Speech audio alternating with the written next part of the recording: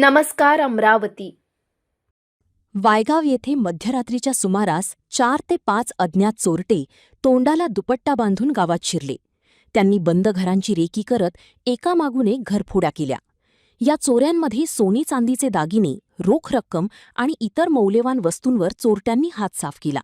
या घटनेतील सर्वात वेदनादायी बाब म्हणजे अनेक शेतकरी कुटुंबांनी शेतीच्या कामासाठी सोने गहाण ठेवून मिळालेली रोकड घरात ठेवली होती. शेतीसाठी वापरले जाणारे दागिनेही चोरट्यांनी लंपास केल्याने संबंधित कुटुंबांवर मोठे आर्थिक संकट कोसळले आहे. काय झालं तर पण घरातली एक लहान पोत गेली, मोठी पोत गेली, पैसे गेले, नातीची भांडी-कुंडी सगळे गेले.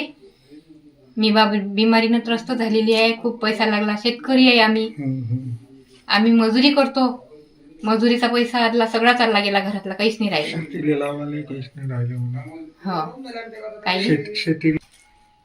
शेतीला लावायसाठी काहीच नाही राहिलं आमच्याजवळ. बिमारीला लावायसाठी काहीच नाही राहिलं. मी बिमार आहे, माझं ऑपरेशन झालेलं आहे. तरी लाखाची रोकड गेली. सोनं नाणं पैसा आदला मजुरीचा सगळं चाललं गेलं. सोनं नाणं सगळं गेलं. नातीची भांडी कुंडी शेतीसाठी लावायसाठी पैसे ठेवले होते. आता गहाण ठेवा काही मोलमजुरीचे पैसे होते तेही चालले गेले. सोनंही गेलं. 1-1.5 लाखाचा हाय तो पूर्ण बजेट. सोनं नाणं गहाण ठेवा, शेतीने लावू, मजुरीवर पोट भरू, तर ते सगळं चाललं गेलं. शेतीच्या कामासाठी ठेवलेले पैसे आणि दागिने चोरीला गेले. आता काय करायचं, अशी हतबल प्रतिक्रिया अनिता बाळू डोंगरे यांनी व्यक्त केली. दरम्यान गावातील काही कुटुंबे पंढरपूर वारीसाठी गेल्याने त्यांची घरे बंद होती. याच संधीचा फायदा घेत चोरट्यांनी घरफोड्या केल्याची प्राथमिक माहिती समोर आली आहे. घटनेची माहिती मिळताच वलगाव पोलिसांनी घटनास्थळी धाव घेत पंचनामा केला.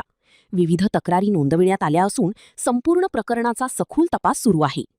या घरफोडीचा संपूर्ण प्रकार परिसरातील सीसीटीव्ही कॅमेऱ्यांमध्ये कैद झाला आहे. या फुटेजच्या आधारे पोलिसांनी आरोपींचा शोध सुरू केला असून लवकरच चोरट्यांना अटक करण्यात येईल असा विश्वास पोलीस निरीक्षक रीता उईके यांनी व्यक्त केला आहे. एका रात्रीत सलग झालेल्या घरफोड्यांमुळे वायगावसह परिसरातील नागरिकांमध्ये भीतीचे वातावरण आहे. या प्रकरणाचा तपास वेगाने सुरू असून पोलिसांकडून आरोपींचा शोध सुरू आहे.